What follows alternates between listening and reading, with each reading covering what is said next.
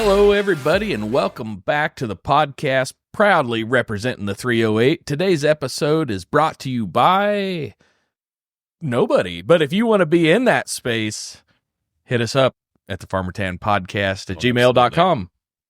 Absolutely. And we will be glad to bring you on board. I am Jake in the 308.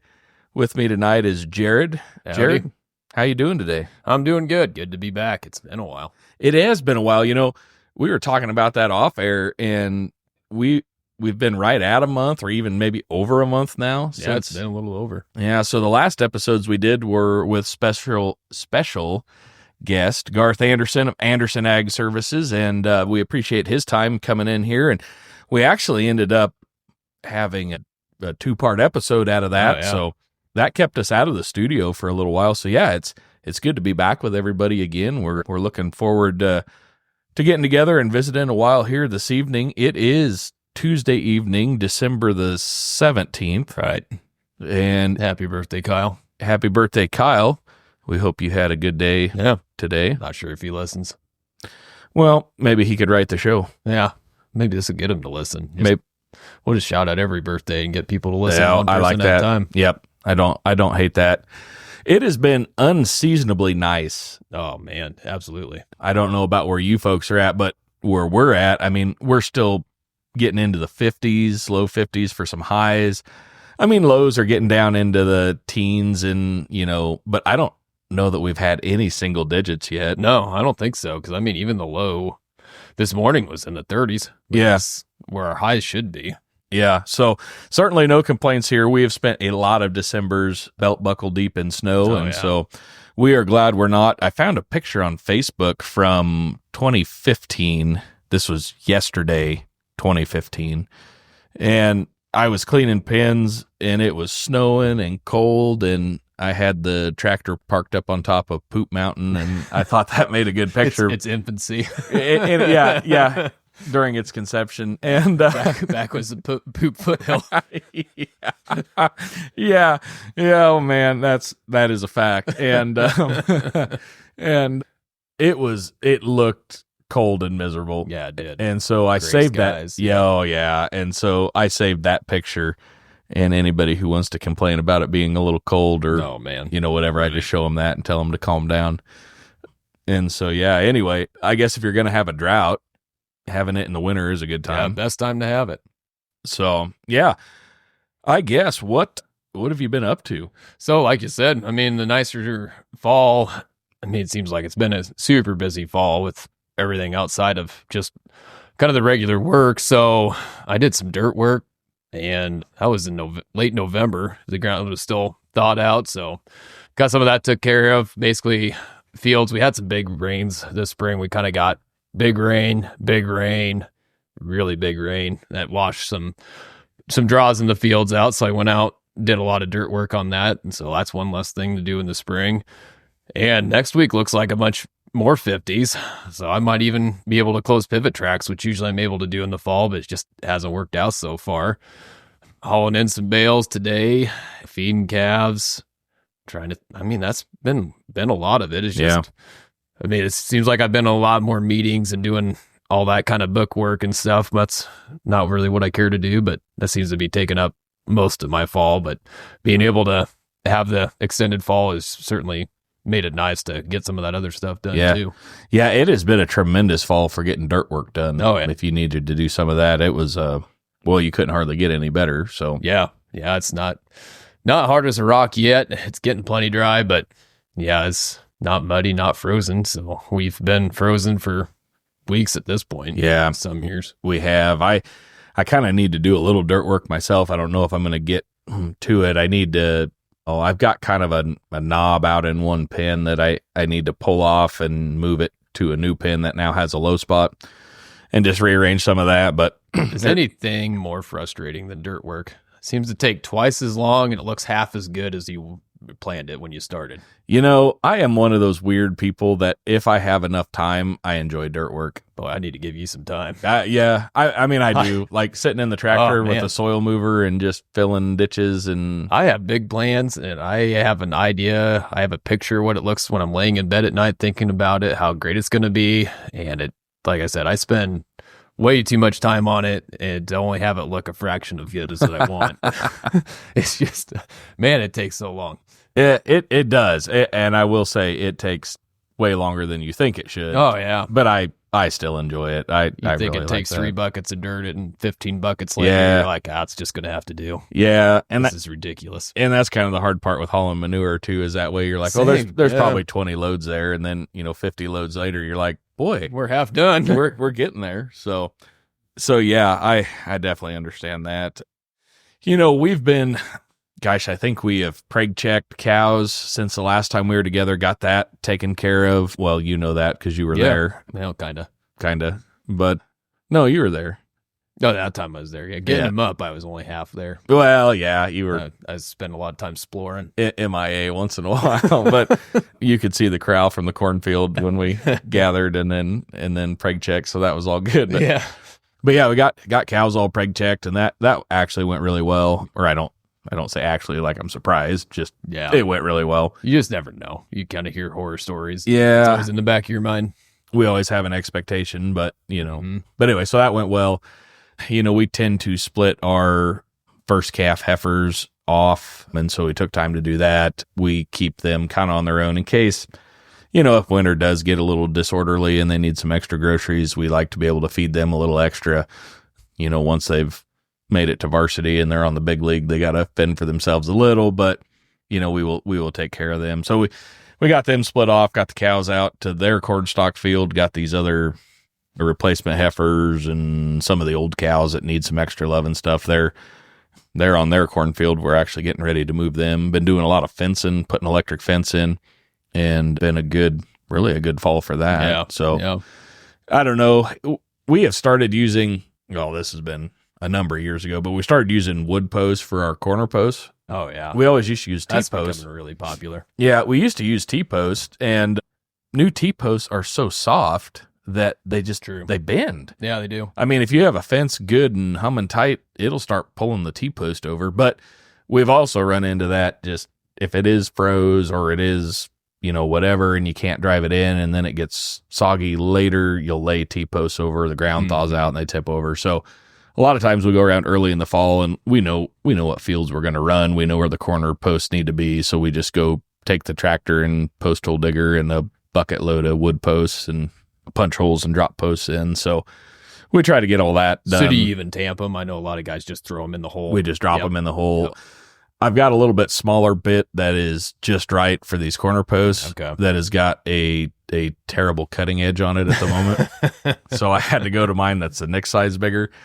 It makes way too big a hole. Yeah. So I kick the dirt back in the hole level full, but I don't tamp it. I just leave it in there, and we seem to get along fine with that. So actually, I went and drilled a few more post holes the other day that I hadn't got done yet, and they worked really well, surprisingly. Yeah, so even with the colder nights, I'm surprised how little frost there is out there. Yeah, not enough moisture to be frosty, I suppose.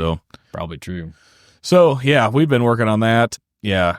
Cows, everybody is looking really good. Good condition, which we've been out here. We've been open. So as far as no snow cover, no ice or no mud, nothing like that. And so, we're getting as much good out of the cornstalk field as we can. Yeah. I was going to chime in. The cows I have on wheat from the cover crop on the hill, kind of update on that. They're on about 155 acres and I've got about 65 head out there, and I've had them out there since October 1st. And I'd say half of the field still looks untouched. I'm amazed how much mileage I'm getting out of that wheat. Yeah. The cows look great, real dirty back ends, but yeah, right. They're doing good. And I haven't really cubed them much. I haven't felt like I needed to.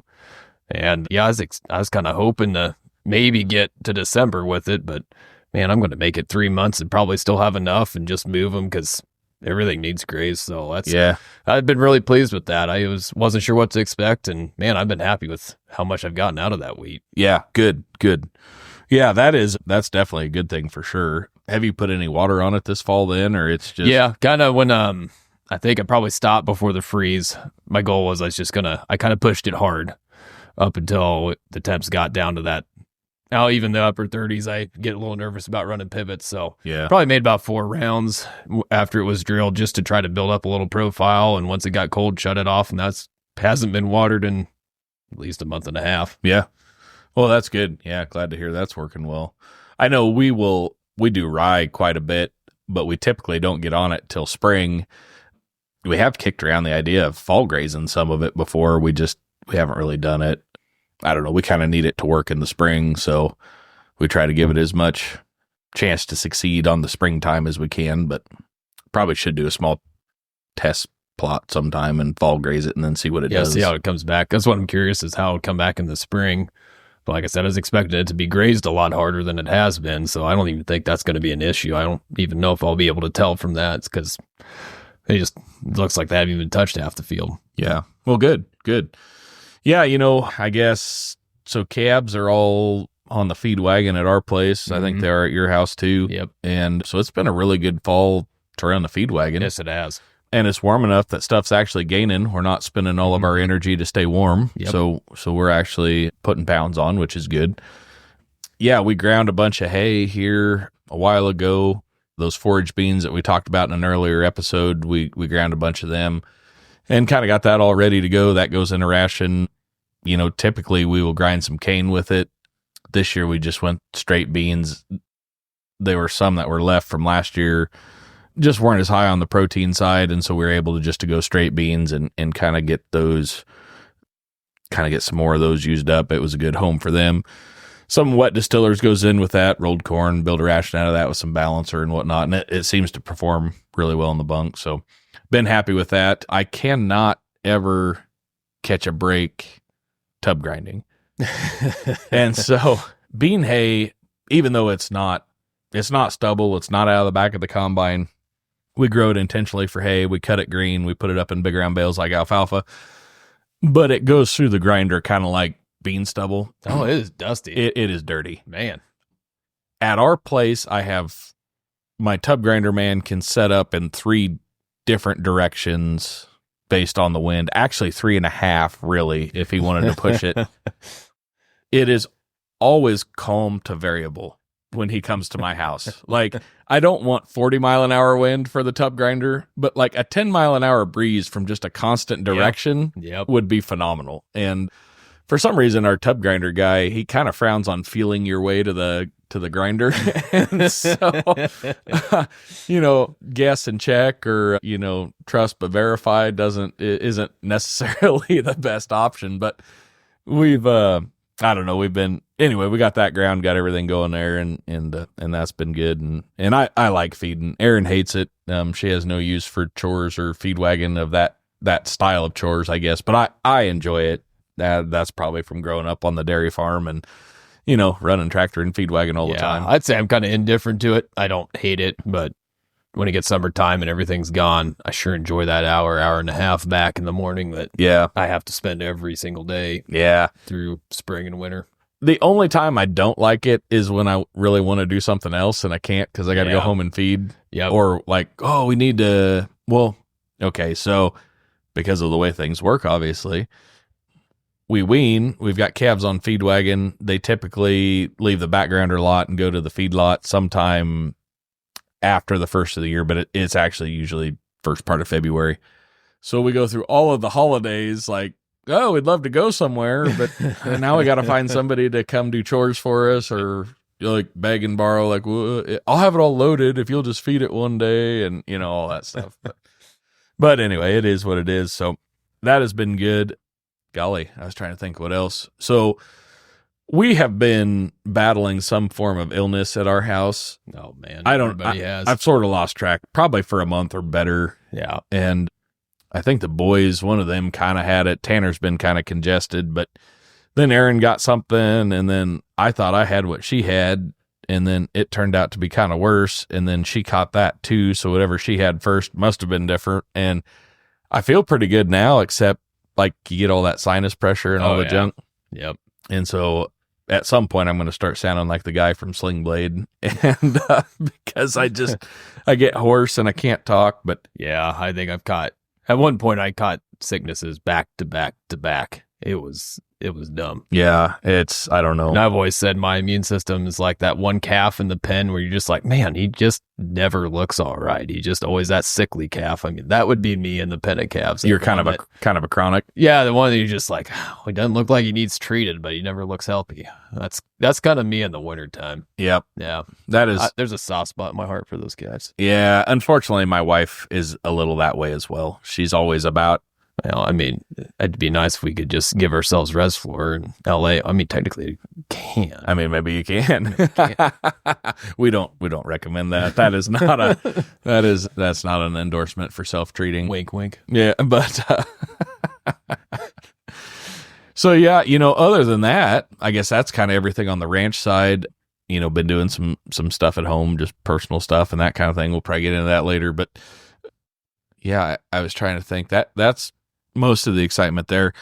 Work has been really busy. And I think part of it is because we're growing and we're picking up some new clients, customers, there's another outfit that we work with and they are picking up some customers and we do some grind and mix for them. So that's been keeping us kind of busy. What is interesting to me is lick tubs right now. Mm-hmm. Typically this time of year, we'd expect to be moving a lot of them. Mm-hmm. And so typically what we carry is we're doing a protein molasses-based lick tub that has mineral packages in it. And, in this part of the world, and I'm not saying it's right for everybody's operation, but it fits a lot of the operations out here. The molasses and the extra saliva from licking on a lick tub helps with digestion. Some of the extra sugars and that sort of thing in the molasses help break down some of that. I'm going to call it poor quality forage. So whether that's corn stalks or winter range or whatever, and so then they supplement a little protein on the side to kind of help them out. And that seems to be a pretty good plan out here. It's a little more weatherproof than loose mineral. It can encourage consumption, which is, typically a good thing. And so there's a lot of guys that run lick tubs. It has been so nice and so open that we are selling like a fraction of the tubs that we would normally sell. Oh, wow. Which is fine. If you don't need them, don't buy them. Really loose mineral is still staying pretty strong because I think guys are throwing out loose salt and loose mineral as opposed to no moisture in the forecast. Yeah, as opposed to tubs. And so that is fine. But the bulk feed, the grind and mix stuff has been just really, really busy. And, I think to some degree, and it's kind of crazy to sit here and say like, well, $4.50 to $5 corn's pretty cheap, but we're sort of in a world where, well, it certainly looks better than the $7 stuff that we've fed. Certainly hay prices come down. That's for sure. And calf price is strong. And so I think, guys, a lot of operations are going, hey, the pounds still pay, I'm going to feed up. It is current calf prices, I think, have spurred a lot of guys to feed right off the to wean right off the cow and not feed them. Boy, that doesn't make sense either. Obviously, you wean right off the cow. Like, how else would you do it, right? The Farmer Tan podcast is currently undergoing technical difficulties.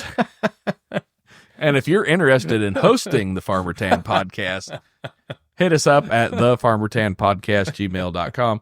Certainly, you can do a better job than I can. You know how I said I was sick?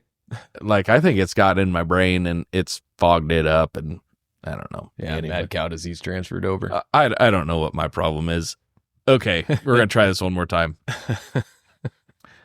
A lot of guys are selling calves. There we go. Right off the cow. There we go. They're not weaning. They're not balling them out. They're just, they're just selling them. Understandably so. They were worth enough. Why take the risk? Right. But I do think there was another group that went, okay, I see the pounds pay. I have the resources, or I have the time. I have the space. Have the cheap feed, whatever it was. And they went, I'm going to push on these calves a while. And so, there's some there. There were some guys that were creep feeding in the pasture that actually, historically have not done that. Yeah. So we picked up some business there.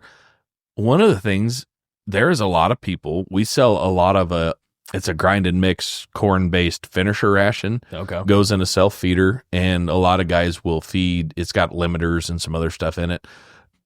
guys will feed freezer beef out that way. That's becoming a bigger business. That is, people that used to do 2 or 3 are doing 6 or 8 now. Right. And so that has been a tremendous amount of business. Yeah. So Yeah. really just all the way around, we have been rolling through a pile of corn, out of our store just last week or 2 weeks ago when I figured it up. In 1 week's time, we rolled through around 2,000 bushel of rolled corn. And that was like mixed with other product to go out. For us, that's a lot. I mean, that was a large quantity, for us. So been busy. That new truck has been running a lot. Hey, that's good. Pulling a lot of big loads out with that. Cody has been just running the wheels off his truck. I see him all over the place. Yeah. So everything's been going great at the store, really. And no complaints there, I guess. So. Yeah. I was going to say on the farming side, this time of year, it's one of my favorite and least favorite things at the same time. Is kind of the whole seed, kind of planting hybrids and everything. Man, I love the strategy of it. I love kind of learning about new hybrids, going through test plot data, seeing how they match with the fields we've got. I really enjoy that. Same with AI sires with cattle. I can get lost in that world. I really enjoy that. And I've kind of got a problem. I want to try a little bit of everything from every company. Right. Which companies put volume discounts to try to discourage that sort of behavior, but it doesn't work on me. Yeah, I'll show you. Yes. I mean, I'm getting better about finding the 2 hybrids that work well and be like, okay, good bulk acres need to be these, but man, I've always got to throw a few new ones in. Get excited about that. Well, and you do kind of need to try in case it's the next big thing or the whatever, way they rotate through hybrids anymore, you can't sit and sit on one because it's going to be gone within 5 years. So or less. Yep. Yeah. But so I don't know. I really enjoy that part. But kind of on the other side is doing your cash flows, all that stuff, getting ready to plan next year's operating note. Man, that's tough, especially in kind of this kind of climate. Mm-hmm. Got to making the numbers work and make it all jive, but I don't know. That's a little stressful, and it takes a lot of digging and planning. I don't much care for that, so I like planning for hybrids. I don't like seeing the cost of them and making sure it all cash flows, but that's a stroke of the pen, though. You can make cash flow look fine. That's right. We'll just up the yield a little bit. Right. 315 bushel an acre doesn't seem too out of No. Especially with today's hybrids. I mean, these hybrids I picked are going to do it. No, I would think, yeah. And certainly repair bills are going to be down. No, I mean, it can't possibly be as bad as it has been. That cash flow is better. Yeah. Yeah, I know it. But I mean, the good news is my labor bill stays at 0, so that is true. I pencil that in. Yeah. Oh yeah. That is no kidding. Yeah, it's interesting. We were talking there about feeding into and all that stuff, and once again, we don't have a camera up. We've been threatening to do that. Maybe we should. As we look around the farmer tan. We'll give you close your eyes for a minute, unless you're driving, and then just close one eye. But we'll give you a little tour here around the Farmer Tan podcast studio. And so when you walk in the front door, there's kind of an entryway, and then it kind of opens up into like a front office. Got a wood stove there that I was actually thinking about firing up tonight. It would give it the holiday feel. It would. I was a little concerned that maybe we weren't that cold yet. Have you checked the flue? I have not. I haven't cleaned the chimney, and so I was a little concerned that maybe we didn't want to burn it down tonight. Yeah, there's other nights for that. There is, and I was also a little unsure about, like, it's a good-sized wood stove, and so I didn't know. 50. Yeah, and I didn't know. I didn't want to cook us out, so I did not start it. But wood stove's up there. There's a Kansas City Royals baseball picture hanging up there, and a license plate, personalized plate that says "Let's Race" with August of 2002 as the sticker. Oh, nice. That was on the back of my Camaro back in high school, and so because I was that guy, I guess. But a couple of Dale Earnhardt Jr. flags hanging on that wall, and then you come into I guess where the actual studio is. There's a couple other rooms in the building with some other stuff, but my wife found an atrazine. That is neat. Box in her grandparents' garage when we were cleaning stuff out. the original co-op logo. With the original, the blue circle, yeah, red circle with co-op in the middle. Yep, the actual double bubble. Yeah. And anyway, she found that, got it framed for me. And so that's really cool. So that's up in the window. We've got the mandatory 2 boys in overalls. Have you been farming long? Yep. Picture there by the window. We got Dale Earnhardt Sr. flag hanging up on the wall there. Then we have got a really nice frame picture, combine picking corn about sunset, and there's a farm, your typical farmstead in the background with a big red Husker in on the barn and some pheasants flying up at the end of the... Just finishing the last land in the field with all the pheasants flying out, and no one's there to shoot them. No, not a single person pheasant hunting. Ridiculous amount of roosters actually flying out there. So like 7 of them. I mean, yeah, people are missing out. They are, and got a DeKalb sign at the end of the field on the fence. Yeah, you can tell because the corn's still standing. Yeah, what do you think of that? Yeah, you go around to the other wall. There's an 8900 series Magnum pulling a big square baler. Really the best tractor ever created. Boxcar Magnums there. And so that's there. And then as you move to the table, we've got the mics, the earphones, the coffee pot, couple of pens. We have got IMCA modified, the number 29 mod. The guy that I used to work with back in the day, he was the owner of that car, and my brother got me that. I don't know if he had it custom made. There was a shop back home it was in another town over called Beatrice that did I don't know if they were a speed shop also, but then did custom models and that sort of thing. And anyway, they had this car, and so it is a straight up legit model of that number 29 modified. And so that was kind of fun. And then next to that is a International Harvester 656 model. And this happens to be a hydrostat model, but got the full rack of weights up front and the fender radio and all the good stuff. And if you don't need the rack of weights, they even come off there. Oh, nifty. Yeah. And so that is pretty much the main layout of the Farmer Tan podcast studio. Our table is a breakfast nook table with the leaf in. With the leaf in, yep, for extra space. So it's not a circle; it's a little oval. Yeah, it is. And actually, the chairs are out of my grandparents'. I was gonna say, I feel like everybody sat in this style of chair. Yep, they're your brown 5-leg rolly chair. They were the only chairs I ever knew my grandparents to have, and so anyway, those are the chairs that are here. Yeah. Anyway. Mm-hmm. The reason any of that matters, and it really doesn't, but now you sort of know what the studio looks like. But on the table is that 656, and we were talking about doing chores and feeding out of the feed wagon. And growing up, we had a 656 gas burner International gear drive.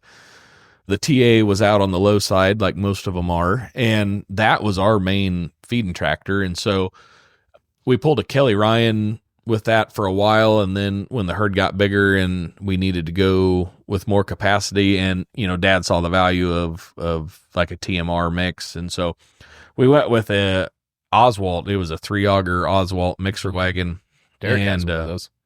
That used that tractor up.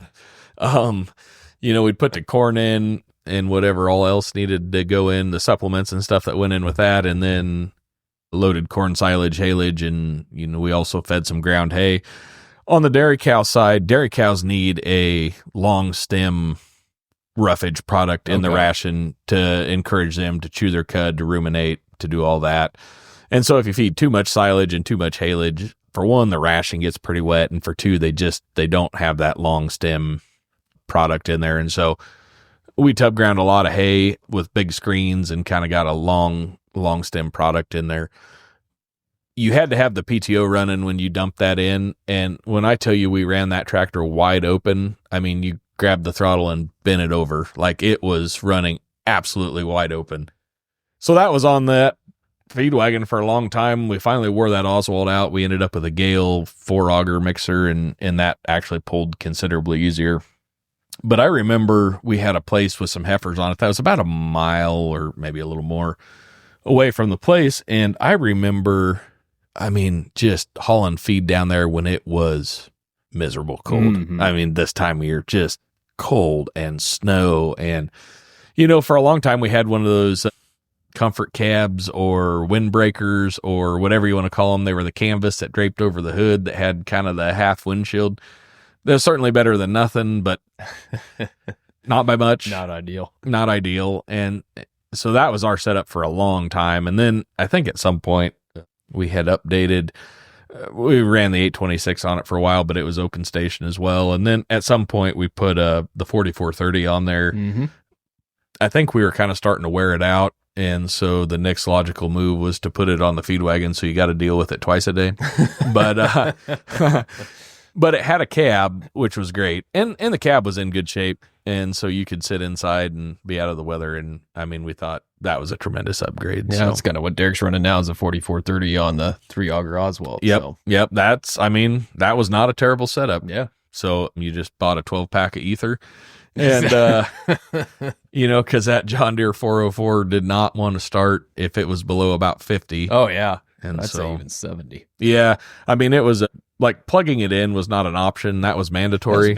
Yeah. You plugged it in and it still had a bit of a ether habit to get her wound up, but not a bad feeding setup. No. And yeah, we fed a lot of critters that way. And then, as time goes on, I think Dad actually went to a vertical mix wagon.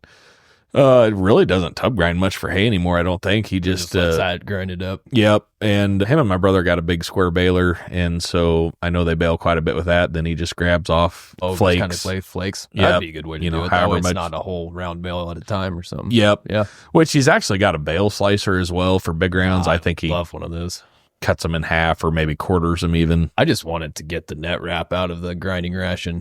Yes. I tried cutting it off ahead of time before. I can't seem to keep up or keep the bales together enough to move them after cutting that wrap. I hate sending that much plastic through critters. I just haven't figured out a good way to make it work, getting that out. But I think those bale slicers, they kind of hold on to the net wrap. So that would be nice. And I'll be honest with you. So being you brought it up, we were twine tie bales forever till a couple years ago. We finally got a baler with net wrap on it.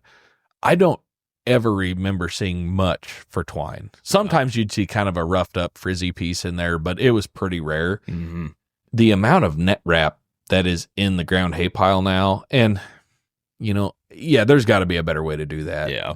And I'm sort of with you. I would like to do better at that. I don't know how to do it economically in a timely fashion. Mm-hmm. Aaron and I have looked into vertical mix wagons and we have strongly thought about going that way. Just, at the moment, budget doesn't quite allow for that. And, our mixer wagon doesn't have the ability to grind hay that way. So, and I'll still do that some if I'm patient enough and have the time, which big ifs, I'll still twine tie some bales that I know I will feed that year. I don't want to carry twine tie over a year. So I actually did that with some of the cane I planted after the hailed off corn. I ended up twine tying about 90 out of the 150 of them. So just as a way to send a little less through. So that's the reason I do it. But it takes a lot longer to twine tie a bale than it does in that wrap. It does. You got to be willing to understand you're going to lose some productivity on that. Yeah. And I'll be right honest with you, to some degree, outside of the baling process itself and maybe hauling it, like net wrap's really not. I mean, not handy. You could make the argument, yes, for storage, it probably sheds some water better. Yeah. But if you try to move them in the winter, if they're froze, either down or together, or you set them on the trailer and they freeze to the trailer, that is a bit of a headache. And then, like you said, they end up in the ground hay pile, or we've got a hay buster processor that if we hay cows, it just wraps up the knives. Yep. And there's two schools of thought there. You either cut the wrap before it goes in the processor, or you dump it in the processor and cut the wrap off after the fact. Yep. I'll be honest with you, time wise, pay me now or pay me later. I mean, It's honestly, it's not an enjoyable process, but it's not terrible to cut wrap off the rotor. Do you have the hot knife? We do. Yeah, that makes things a lot nicer. It does. But I will say I'm almost to the point I am tempted to cut the wrap ahead of time, because even how much the processor throws chunks of wrap out. Oh, really? I mean, you'll find those little frayed up bits. Sure. It'll throw out chunks the size of a dollar bill once in a while. And I don't know. There's got to be a better way. I wish they had well, I probably don't wish this, but I wish they had like Cecil net wrap or something. Yeah. Yeah. I mean, Something edible. I know they're working on it. The first company to come out with the room and degradable net wrap is going to make hand over fist. I think. Something that if it can actually hold together for more than a year and still be biodegradable in the room, and they will make a ton of money. Yeah, I think so as well. Yep, I think so. So yeah, I don't know. Anyway, I guess there's an idea for you if you're sitting around with nothing to do this winter. Think up biodegradable net wrap that is digestible in the rumen, but not digestible on the bale out in the field. Yeah, exactly. Good luck. So that it comes apart. So yeah, I guess if you mix bubble gum and ground up corn stalks together, that'd probably work, right? I would think. Yeah, I don't know why it wouldn't. Well, edit this out. We don't want that out there. Just we'll cut that out. Yeah, big lip chew and corn stalks. Yeah, right. Put it in a blender and make that wrap. On a serious note, and Farmer Tan podcast does not necessarily take a stance one way or the other on the hemp industry. But what I will say is I have had the thought before, certainly there is a way to make a somewhat light duty type something that you could weave into net wrap out of hemp. Like, have you ever got that when you're out like trying to shred something or I just swath the pasture bottoms with all that garbage in it. Right? Yeah. I mean, you try to walk through it that stuff itself turns into a rope, and that's without even trying to turn it into a rope. But certainly that would be better than... even if you got to wrap a bale 4 or 5 times, it'd still be worth it. Right? Yeah. And I would think that'd degrade in the rumen. Boy, we're just... Damn, look at us go. Well, that's a thought. All right, so... See if we act on it. See if we act on it. Yeah, I don't know. So we're pretty well... Yeah, we probably won't. We are pretty well caught up to speed, I guess, on what's going on in life. Well, with the exception of, I suppose we ought to point this out too, that girl that used to work for us that doesn't work for us no more. Oh, yeah. She got married over the weekend, not last weekend, but the one before. Yeah. And I actually had the privilege, so she also happens to be my niece, and I had the privilege of being able to participate in the ceremony. Yeah. And really enjoyed that. That was a lot of fun. Yeah. And Colby is solid dude. And so definitely going to be an asset to the family and looking forward to that. Super happy for them. And that was a lot of fun. So really enjoyed being part of the wedding. Just enjoyed that whole weekend and all the fun that went along with that. And so congratulations to the happy couple. And, if you need a little extra money to make ends meet, you can come back and work for the Farmer Tan podcast a little bit, but it's delayed pay. Yeah. Yeah. And delayed gratification. but anyway, so there's that. So really pretty well caught up on everything there. We had sort of talked about making this our Christmas spectacular. And I think that's probably what we'll call it, is the Farmer Tan podcast Christmas spectacular. Woohoo. There you go. But I guess I don't know what is so spectacular about this particular episode other than it's probably going to be the last one before Christmas. Yep. And so with that, it's not feeling terribly Christmassy outside, thank goodness. Yeah. As we talked about earlier, but we thought, well, maybe we'd talk some Christmas things. And so I don't know, what do you want to start? Do you want to get on BSB right off the bat? We can start off. See if that puts us in the Christmas mood. So should I read our sponsor first? You should, yeah. Okay. This BS&B is proudly brought to you by Back Pockets. Back Pockets, always right behind you when you get left behind until they get to the bottom of it. So thank you to Back Pockets. Hey, where would you be without a back pocket? That's exactly right. Okay. So buy, sell, or a listener of the show, where would you be with no pockets? Where would you put your hands? Yeah, I don't know. I don't know what I'd do with my hands. I awkwardly just hold them out there. I guess. I don't know what I'd do with my billfold or my cell phone. Oh boy, they'd be all over the place, wouldn't they? Oh yeah. All right. Anyway. Okay.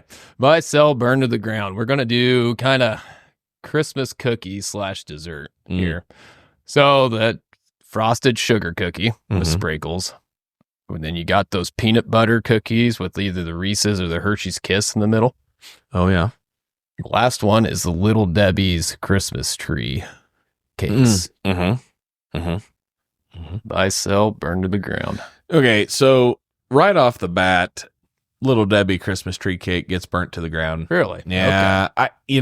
Some Little Debbie stuff is okay. That is one that I've just never really cared for. Okay. So to me, the frosting gets a little waxy on the roof of my mouth. Yeah, probably it's been processed. Yeah, and I'm just not a big fan of those. So if Little Debbie wants to throw money at us, I could probably be persuaded. But as it stands, I'm Just burning quick, that. have you seen Justin Danger Nunley on TikTok or social media? I haven't. He made a hoodie on the back. He kind of had a pudgy Little Debbie logo with Big Deborah. That's the name instead of Little Debbie. That's funny. I feel like that's more the Little Debbie proper. That's good stuff. So I like that. Big Deborah. Big Deborah. Okay, so like everything, I have to make it overcomplicated. I know it. I need some explanation or clarification. Frosted sugar cookies are homemade? Homemade. Okay. I'm definitely buying those. Okay. The homemade version frosted sugar cookies are probably my favorite. So do you kind of like the traditional thin flat ones, or do you like the puffy soft ones? I like the puffy soft ones. Yeah, with either one. Yeah, I can too, but my preference would be the softer ones. I'd agree with that, especially the good cup of coffee. Oh, yeah. Yeah. Yep, for sure. But I do like the peanut butter cookies with the Hershey Kiss in them too. So I'm going to sell those, but I could be persuaded either way. Yeah, top two are tight. Yeah, they are. Yeah, I think that's final answer. Okay. I'm pretty close. I think I'm going to buy the frosted sugar cookies. I just, like you said, either one with the frosting. I mean, let's not get too crazy with the icing. They're sweet enough. We don't need an inch of icing on top of them. But it's okay if you want to. Yeah, no. But anyway, I'd probably sell the Little Debbie Christmas trees. Oh, yeah. I mean, zebra cakes are okay. The Valentine's ones are okay. Something about the Christmas trees make them even better. It's the exact same thing, but there's something different about the Christmas trees. Yeah, all right. It's kind of like, think about Reese's peanut butter cups. They're special one. You got the Reese's egg, the Reese's pumpkin, the Reese's Christmas tree. Don't you think the egg's better than the other two? You want to know what I really think is better? Is the traditional, Geesh. like it's supposed to What a be, curmudgeon. Reese's peanut butter cup. Okay. Not the thin, not the big cup, just the standard, like it came from the factory originally. That's good content, Jake. Well, I'm just telling you. The eggs, the Christmas trees, Way to play along. the pumpkins, all that garbage. It's all garbage. All right. Go ahead. Yeah, I'm just going to sell the peanut butter ones just because I think they get a little hard. And I'm not a big I like peanut butter. Doesn't rank as high as chocolate and some other things. So peanut butter desserts, I'm kind of ho-hum on. Yeah, and I can, if they have gotten to the point where they've gotten a little hard. It's tough. It's tough to hit them just right. It is. Boy, when they are soft and almost a little underdone in the middle with that Reese's. Yeah. That's just right. Yeah, I agree. But yeah, or you got to throw them in a Tupperware with a couple slices of bread and soften them up. Shout out to anybody else. Heals the bread for anything else than softening up cookies. Maybe hot dog bun, but that's about it. In a pinch. Yeah, but that's it. Otherwise, softening cookie or brown sugar. You can soften brown sugar that way. Yeah. So if you need to do that, there's your free tip. When I was a kid, we had a store in town in Fairbury that was, the name of the store was the Dale Bakery. Yeah. And it was a Wonder Bread branded store. Now, they had other stuff there too. They had Hostess products, I know for sure. Nice. And they probably had some in-house stuff, but I don't really know. I'd have to ask my mom. But I know it was the bread store. That's what we called it, going to the bread store. And how odd that seems now in our world of supermarkets that there was literally a place like that. But there was, and, Wonder Bread was our choice of bread growing up. I mean, that's what, and I don't even know if you can get that anymore. I'm not sure if they even make it. Do they? But probably. I guess if shout out at the podcast and let us know. But I mean, I can still see it, like the red, yellow, blue circles. And I mean, that's what we grew up on, and like Hostess Twinkies. And you put those in the freezer and just eat them out of the freezer. And I've never tried that. Oh, that's good stuff. So McCook had an old home bakery. Oh yeah. I remember kind of going down there and you get discounted bread. Yep. And then I heard we went on tour Iowa State in college, their animal science department, as part of an agronomy trip. They were talking about they were pretty close to Hostess Bakery, and they would actually take all their rejects and scraps and feed it in the cattle ration. Sure. Yep. And I know a lot of people do that who are near a bakery. It's cheaper than corn and distillers and all that. And this guy said, we never worry when they get out in crop fields. He's like, we can call them out for bread. He said, really? We'll leave a green growing cornfield to come eat bread. For bread? He's like, I guarantee if I set a bucket of corn and a bucket of bread next to each other, they wouldn't even touch the corn. Really? I thought that was pretty interesting. That is. So, beans, we've sort of been talking about feeding cattle. So, I remember, like in high school, just reading over the invoice or the build sheet for the grain mix that Dad got that went to the dairy cows. And one of the line items was, it might have just said bakery or it said bakery reject. I can't remember. But that was part of, and I don't know if it was pelleted or if it was just ground up. It was kind of hard to sort it out in the feed wagon. You couldn't really see it. But that was listed on his invoice of stuff. But I remember my granddad talking, he was on the dairy board with another, guy who their farm was pretty close to like a candy, like I can't remember if it was Mars or who it was. Nice. But a candy factory. Put M&Ms in the ration? Well, so I don't think it was M&Ms, but they were literally getting like hopper bottom loads of reject candy. And that'd be hard not to eat. Right. And, but they were dumping it in their commodity shed. And so, 200 whatever pounds of supplement. And then, 2,000 pounds of silage and 1,500 pounds of haylage and 500 pounds of Skittles, or whatever. And in the feed wagon it goes, but anyway, so that was kind of interesting. Yeah. I just had an idea. I mean, we're just coming up with them left and right here. Why don't they take all the heels off the loaves of bread and just feed them to cattle, and then you can just buy loaves of bread in the store with no heels? No heel. That's a solid question. I think that's something.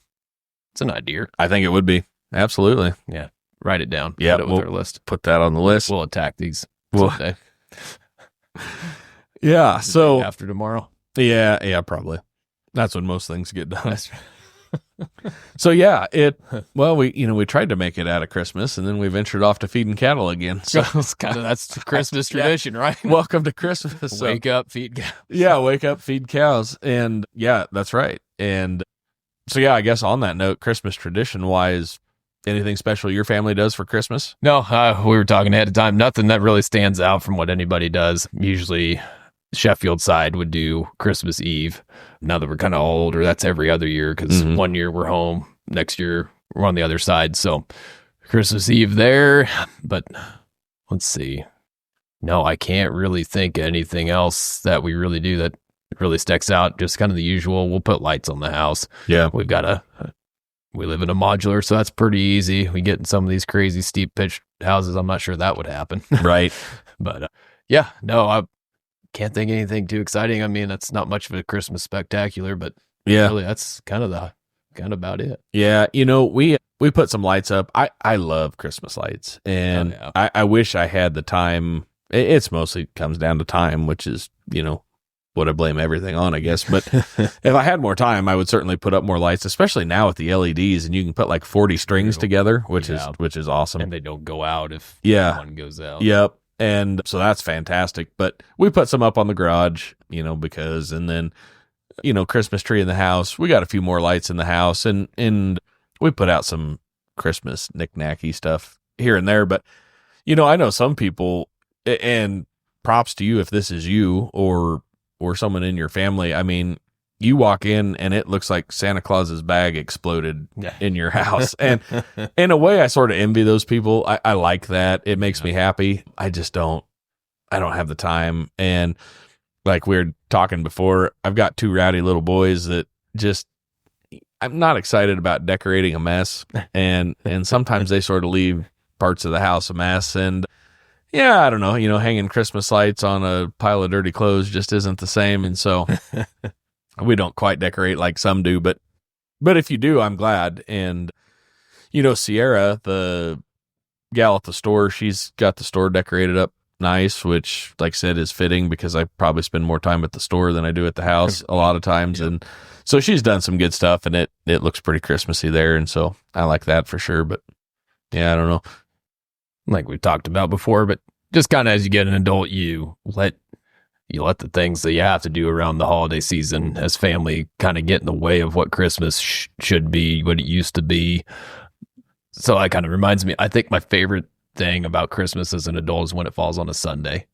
There's just something about going to church. I love that. Yeah.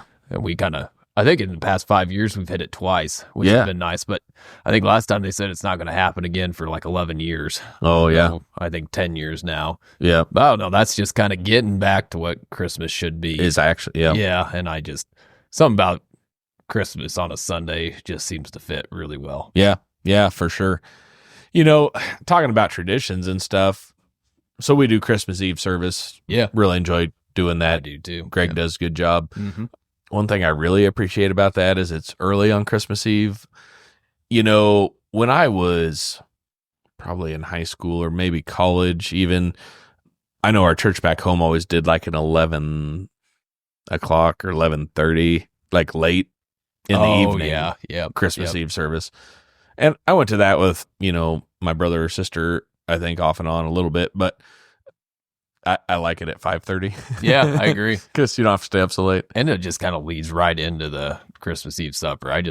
Like you said, just something about starting Christmas off with a church service, even Christmas Eve, or having it in there just makes it that much better. Yeah, I like that as well. So one of our traditions, we always go to my wife's sister-in-law and brother-in-law. We go up there and do soup, and it's not specifically family. I mean, they invite, whoever wants to or needs a place, wants to do something. And so there's been some good friends that come to that as well. And so that's always fun. Really enjoy that. Play some cards, and it's, soup and that kind of thing. And so that's kind of fun.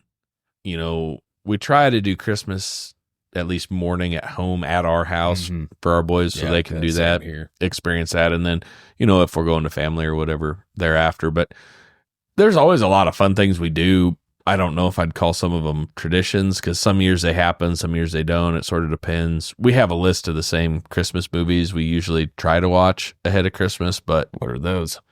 Well, so to start with, a Garfield Christmas special. Okay. That's always top on the list. Got to watch that one. Watch Frosty the Snowman. Try to watch that one, the original, or most of the family did. I think I fell asleep partway through that last night. We watched the Christmas Chronicles. Those are pretty good. I've seen those.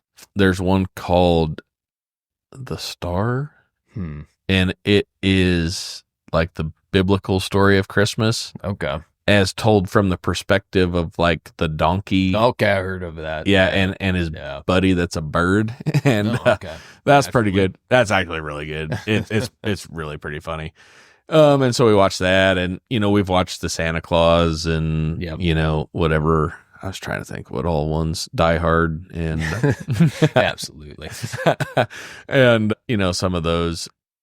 Yeah, there's probably a whole bunch of them, but so we don't. Molly wants to watch White Christmas. She watches White Christmas every year. I did it for a while. I couldn't take it anymore. Yep. It's kind of more of a musical movie with Bing Crosby and all that. Oh, yeah. It is so old. They refer to Alaska at one point, and it was still a territory. He talks about how her brother was up in the territory in Alaska. It wasn't even a state yet when they made that movie. Well, Bing Crosby's not a young man. He's not, but I mean, that's a while ago. It's a good movie. I'm not saying it's not. It's just not my type of movie. Yeah. I'd say the closest thing, our family, me personally, growing up, I'd say the Home Alones. Yeah. Seem to make it on the TV. Yeah. So, there's a lot of quotable lines from Home Alone and Home Alone 2. Yep. We broke those out some as well. Yep, for sure. And yeah, I know you were talking earlier, like traditional, and I don't know which side of the family this comes off of, but oyster stew, or I don't know. That is a thing. I thought it was a Clark thing, but actually maybe it goes further up the line. Further than that. Although Grandpa Dale, and he would have been a Clark, he liked it. And so Shannon always makes a pot of oyster stew or soup. I don't even know what it is. Oyster something. Yeah. On Christmas Eve. I think that was on the Aiden side too. So I think goes back to Peterson's or France. Has to, but I mean, Yeah. every year I would go into it. I'm like, I'm going to man up. I'm going to try oyster soup. And I got a whiff of it. Oh, The side of it. I'm like, it smells like next year. It smells like a bait shop. It is terrible. And it looks like tadpole swimming in It milk. does.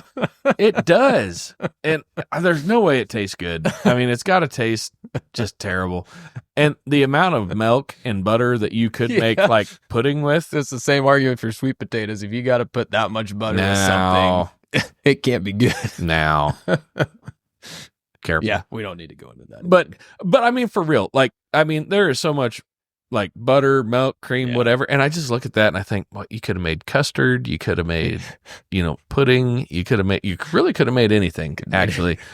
But instead we got this butter on a stick would have been better. I mean, there's no way it doesn't taste like a booger. I mean, it is the most miserable looking stuff. I don't know.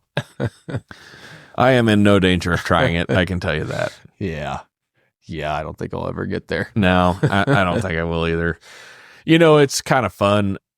As a kid, obviously, you're pretty wound up about the presents and all that kind of stuff. Yep. But honestly, it's just the family time that I'm excited about. Yeah. We sit around, we play a ton of cards. We eat way too much and talk and carry on and laugh. And depends what the weather's like. We've got brother-in-law build a 4-square court out in his garage. Oh, and nice. so, we'll play that. We went out and shot guns, because Oh, yeah. nothing says Christmas in America like, blasting a hole in an old barbecue grill you don't need anymore. Or we'll play ball in the yard or, I mean, whatever. But, or if there's snow, I mean, we've been sledding on Christmas and done all that too. But kind of going around on the car hood or something. oh, yeah. Yep, Yeah. absolutely. And Yep. so a lot of fun. But yeah, it's just, you got some time to just kick it with the family and you don't have to be anywhere and do anything else. Like Yep. that is the point. Yep, exactly. And so, yeah, I enjoy that for sure. I don't know.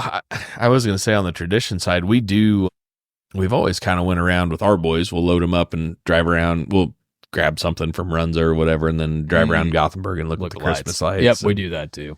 Do something like that. And Yep. and that is one thing I always remember doing as a kid growing up. We used to do that too. A lot of times we'd go to Pizza Hut and, whatever, go out to eat. That was kind of special for us growing up. So do that and then go around, look at Christmas lights. And that was always kind of fun. But yeah, boys enjoy that too. And usually one of them ends up asleep by the end of it. But, yeah. they're probably getting old enough they'll make it through one of these times. But now I don't know about Kimberly if she can even stand being in her car seat that long. Yeah, that's true. She's a feisty gal. Yeah. Yeah. Well, Aaron seemed to get along all right with her, though. I know. We were joking that anytime she's nearby, we're just going to pass her off since she got along so well with her. Yeah.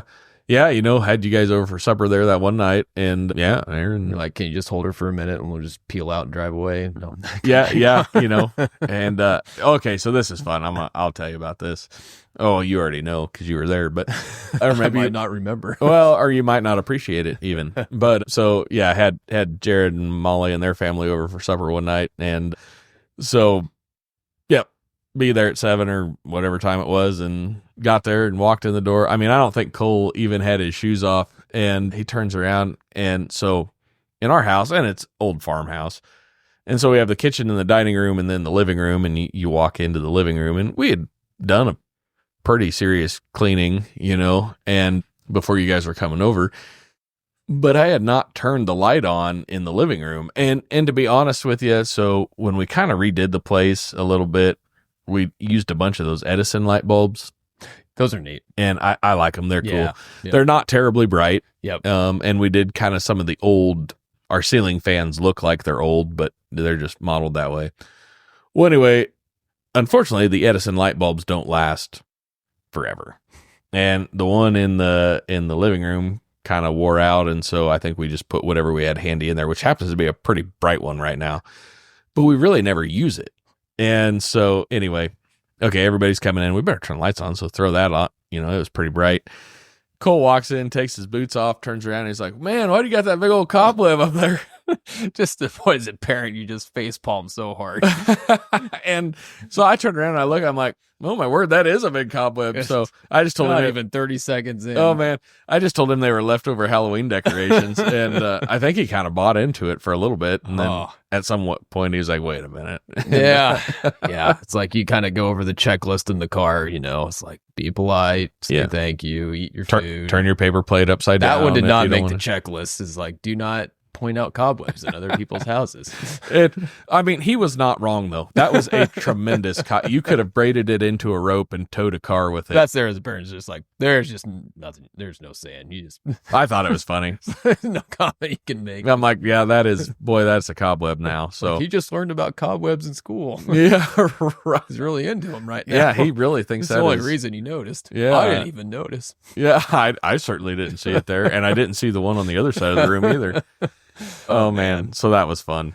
I kind of enjoyed that. But yeah, kids. Yeah, so I don't know. Had you guys over, and that was kind of fun. And, yeah.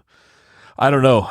We have talked this earlier in the show. Just the longer time goes, boy, there's days I feel like I'm forgetful. And you kind of made the comment. Well, maybe somebody told you at one point that maybe that's just being too busy or whatever. No. There are certainly days that I feel like I'm a little overextended. Mm-hmm. The part of that I hate the worst is like, I feel like I even have to schedule free time. Right. And so, I don't know, we'd say that all the time. Oh, we got to get together. And then, it seems like it takes 3 months to figure out, which is usually my fault. But no, and also this podcast, it takes, I don't know, any of us hold the plans too tightly because something always comes up we both understand. So, yeah. But yeah, you're right. You got to be intentional about taking that time off because it's pretty easy to let your kids' lives go by. And I never have heard a retired guy say, I wish I would have done some more work, or got a few more things done. Yeah. It's always, I wish I would have taken my kids on a few more trips and this and that. So I try to keep that in the back of my mind, and I need to get better at it. I need to work at it because you got to work at it. I know you do. It's kind of odd concept work at relaxing, but it is. Yeah, it is. We've got another couple that we're friends with. They live up on the north side of town, or north of town a ways. And anyway, but he rides dirt bikes. In fact, he still does a little bit of motocross racing himself. And so my youngest, he's big into dirt bikes and all that stuff. And so we had planned our free time, and so we were going up there for supper Sunday night. And so we went up there, and I said, hey, the weather's nice. Owen wants to know if he can bring his dirt bike. And Steve's like, oh yeah, like bring it up. And so Owen, he rides it's a Kawasaki 85 2-stroke, and it gets pretty good for what he's wanting to do. I've seen it. And so we loaded it up and took it up there, and I figured him and Steve would ride. I didn't know if I was going to. I knew Steve had a collection of stuff, but I didn't want to be presumptuous. And so I show up there, and he's got like 3 of them sitting in the doorway of the shop that he was tuning on. And I'm like, well, it looks like we're going to have ourselves a little get together. And so anyway, Owen rode his. Steve had a Kawasaki 125 KLX 4-stroke that Owen rode that a little bit. It's interesting because that 4-stroke is more torque. Okay. But it's not as snappy. Yeah, sure. It was a bigger bike. I think Owen kind of liked it, but it was quite a little different than what he was used to. But anyway, so he rode that some, and then Steve, like he rode his race bike, and then he had another like a 300 2-stroke there that I was riding. And Steve's a motorhead from way back, so like nothing stock on anything. And I mean they're tuned up, and I mean they are race bikes. I mean that's what their purpose is, and they have more capacity than I have ability to ride them. Don't you hate them when that happens? And which didn't stop me from trying. I know, you got to use it all. Yep. So I swung on the one he wanted me to ride his, and I told him no, I was going to ride the other one. I didn't want to wreck his bike, but so I was riding the one. It was fun, and it was pretty snappy. Nice. I mean, it went really well, and so we hopped on. We rode down to the end of the driveway, and he's got a driveway that's probably a quarter mile, I suppose, and driveway's kind of built up a little bit, and then there's some just real soft like grass strip on the side between that and the cornfield, and they're not really like a ditch because they're pretty flat, but kind of. Anyway, so we're riding, we get to the end of the driveway and whip around, and he pulls off in that grass and heads back towards the house and just lays on it, picks the front end up and rides a wheelie all the way back to the shed. And I'm like, Well, so there you go. So anyway, but we were playing around on those, and he's like, here, ride this one. So I finally get on his, and we're burping him around the yard and tearing up the yard and down the driveway and around on the road. And I was starting to feel pretty comfortable. We'd been riding for an hour or so, and I'm feeling pretty good. So whipped around at the end of the driveway and got her, wound up in first and clicked it into second and just hammered on it. And I mean, front wheel come way up, and I'm like, well, here we go. There you go. And so, that was fun. Enjoyed that. Owen really enjoyed that. And, I'm sure he did. And it was fun being able to have him ride with somebody who rides. Mm-hmm. I mean, motocross and that sort of thing is just a whole different beast. And so, Steve was giving him some pointers on how to, different maneuvers and how to ride, that sort of thing. And that was pretty fun. So anyway, had a really good time with him. Great supper. That was fun. And a good time. But there again is an example. We had been talking the whole back half of the summer about needing to get the family together. We're going to go to Halsey and go riding or do something, and it just never worked. And so you wait for the opportunity. There'll never be one. So yeah. So I don't know. I'm more saying this so someone could play it back to me and say, yeah, you actually said that. See, you said that. Hold me to it. And I guess so to tie that all together, that is one thing I like about the Christmas season is it seems like that becomes a priority. Yeah. I mean, there's a lot of other stuff, kids' school programs and all that, but people become more of a priority. Because you got that week between Christmas and New Year's, especially this year where it falls in the middle of the week. You basically got 2 weeks that are shot from business's standpoint and stuff. So it's really not a bad time to kind of do some of those things. Yep. That is a fact for sure. So, yeah. Well, I don't know. What else you got? That's pretty much it. Yeah, I was trying to think if there's anything. Winter's kind of a slower time. So, except this one. I mean, I guess technically it's not winter, but just hasn't felt like you hit that recovery period. It's, at least for me, it's just kind of still been a continuation of the spring and the summer and getting there. Yeah. Getting there. Yeah, I think so. We're going to hit on some carpet farming, and, this podcast is really timed out about right. So I think we're going to put that on the burner, back burner for it. Yeah. We'll get in the. No way we could fit that in 5 minutes. No. And I was trying to think that other podcast we listened to, the BTO of the carpet farm. Oh man, I'm here to tell you. Yeah. What do they call it? The doldrums of winter, I think is how he refers to it. And so there'll be time in January and February to talk that over. Yep. But one thing I appreciate. Those months last half a year. I mean, forever. The one thing I appreciated about carpet farming, 40-foot disc, 80-horse tractor, you just grunted a little harder. It always had more than enough power. So not true. So I appreciated that. Yeah. So yeah, we'll get into that. I will throw this out there. If you've listened this long, we appreciate it very much. As Jared mentioned before we came on air, but he said our ability to talk far surpasses your ability to listen. So we could go on forever. So if you made it this far, thank you for that. I don't want to badger or whatever, grovel for different things. However, I will say this. If you like the podcast and you want to subscribe, please do that. You can like it, you can share it, you can comment on it. All of those things actually help keep us relevant in the algorithm stuff. Yeah, I just learned about that. Even leaving comments. If you're like me, I don't comment on anything unless I really feel like I need, want to say something. Yeah. Even if it's just enjoyed it or been better. Yep. Even if you just leave 2-word comments, that all kind of helps keep it relevant. Yeah. I mean, any engagement helps it. Like, hey guys, that was actually pretty poor. So whatever. But yeah, might even comment that. No, so this is my get out there and mash that like button. Yeah, I get that's annoying, but I guess the more I'm learning, the more I understand why creators do it.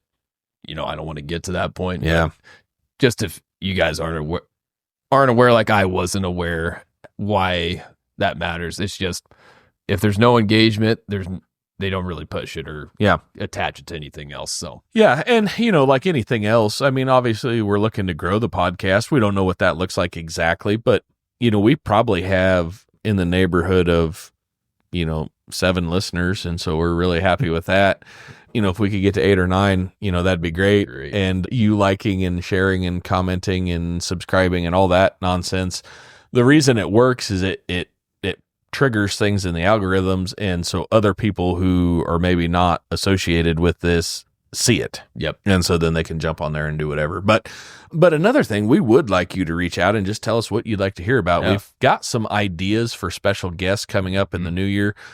We kind of waded into that a little bit with Garth. Bless his heart, he was willing to take that on and be our test run, and I thought he did a really good job. I mean, we were very grateful for that. I guess just a little snippet of what's coming up in the new year. We have got some guest speakers lined up who are involved in the grocery business, and so we will get I'm excited about that one. Yeah, I am as well, and he's a really funny dude on top of that, so that should be fun. But we'll get to see the retail side of the industry that we're in, so to speak. So that'll be fun. Guy from the grocery business. I think we're probably going to have some interaction with people from the ag lending side of things. Yep. So that will be fun. We've got a radio announcer lined up from a beloved local radio station. He was actually supposed to be on already, but then he had to do other important stuff and couldn't be here. But I think we're going to have him on. There's a seed dealer that's probably going to come on. Golly, I'm trying to think who all else we've reached out to and vice versa, but maybe another podcaster. Yeah. I think we're going to have social media. Is he a social media giant? Well, he's a giant to us. So. We could bill him that way. Yeah. If anybody's heard of the Korean corn farmer, we've kind of got him loosely scheduled. Yeah. So anyway, a lot of stuff coming up in the new year, but we would like to hear what you'd like to hear about. And so we're also BSB ideas. I've heard a couple, but man, we would love to hear more of that, or you're just going to keep hearing ours. Yeah, which typically are food. But I mean, don't attach all the qualifiers Jake needs to make a decision. Just keep it real short so we can't add a ton of qualifiers on. But the more specific you are, the more honest answer you get. That's all I'm going to say. I'm just going to throw that out there. Yeah. So with that, we appreciate you guys riding along. We hope you have a very Merry Christmas. Absolutely. We hope you have a Happy New Year. We'd encourage you to just take that time and enjoy the friends and family that you're around. We know that it can kind of be stressful. And so if you need to, drive to town and pick up some, last minute ideas, or you need to just kind of get out of the house, so you need to go water some cows or whatever it is, throw on Farmer Tan podcast. There you go. And let us bore you to death instead of your, great aunts and uncles doing that for you. But as always, we appreciate you riding along. Have a Happy New Year, and we will see you back here most likely right after the first of the year. Yeah, 2025. It seems like just yesterday it was not 2025. Yeah. So yesterday wasn't 2025. Well, that's why it seems like it. All right, guys. Have a good. Later. We'll see you.